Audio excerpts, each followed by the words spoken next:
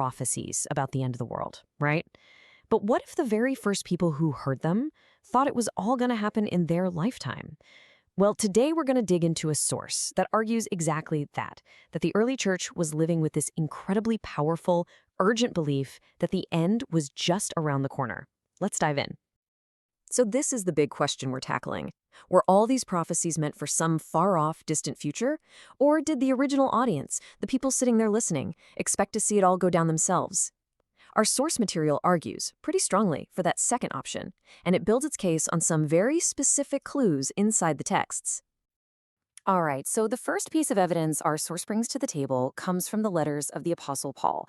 And the argument here is that Paul wasn't just writing about theology. No, he was writing with a sense of urgency, like there was a giant clock ticking down right behind him.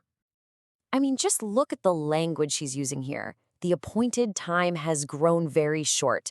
That's pretty direct, right? There isn't a lot of wiggle room there. This doesn't sound like some vague philosophical idea. It sounds like a genuine pressing warning. And the source really doubles down on this. It argues this is not just some fancy poetic phrasing. Instead, it's a window into a specific worldview where the end of the world wasn't a metaphor, but something the people reading that letter fully expected to witness, maybe any day now. Okay, next up, the source points to another one of Paul's claims. And this one, it argues, was a critical piece of the puzzle, something that had to happen before the end could come. The message had to spread across the globe. And you got to zero in on this one phrase, in the whole world. That is a massive claim to make. Paul is basically telling this small community that their movement is already a global phenomenon. And why he says this is absolutely crucial for the next step in the source's argument. Now, the source really wants us to take Paul at his word here, at least from his point of view. For someone living in the first century Roman Empire, the whole world pretty much was the world they knew. So the argument is, from Paul's perspective, this major condition for the end times? Check, it's done. So Paul thinks the gospel is everywhere. Big deal, right? Well, according to the source, it's a huge deal because it connects Paul's statement, like a key in a lock, directly to a prophecy from Jesus himself about the one big sign that would kick off the end of the age.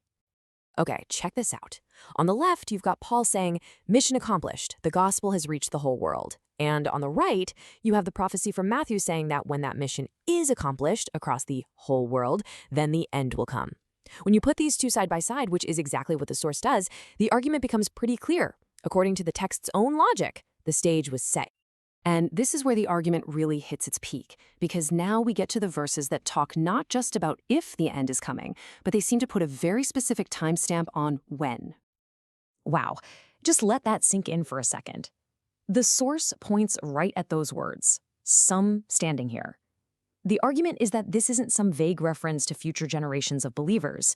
It's talking about the actual people who were physically present right there, listening. So what the source is saying is, look, this verse puts a ticking clock on the whole thing. It seems to set a very clear biological deadline for this prophecy to come true. It has to happen within the lifetime of those specific people. And then we get this one. This is the real kicker, the verse at the absolute heart of the source's entire argument. After this long, dramatic description of all these cosmic signs and upheavals, you get this one, simple time frame. This generation will not pass away. You see how this works? The source says if you put that verse together with the one we just saw, about some standing here, the meaning of this generation gets locked into place. It can't really be talking about some distant, far future generation. It has to mean the people alive right then and there. All right, so we've laid out all the evidence that the source presents. The question now is, what do you do with all of that? What's the final verdict here, according to this interpretation? So here's how the logic unfolds, according to the source. 1. The texts clearly show a belief that the end was coming and coming soon. 2. They seem to tie that event directly to the lifespan of the first century apostles. 3.